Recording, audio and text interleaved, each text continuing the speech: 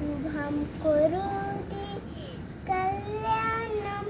आरोग्यधर्मसम्पदा विद्यादि शत्रुबुद्धिविनाशाय दीपज्योति नमस्तुते दिव्यादिव्याधिपत्कर कानी कुंदन मोतीहार दिव्याला पाहून नमस्कार दिवा जळेन तुळशी पाशी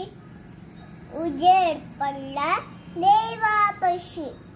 देवा मी लहान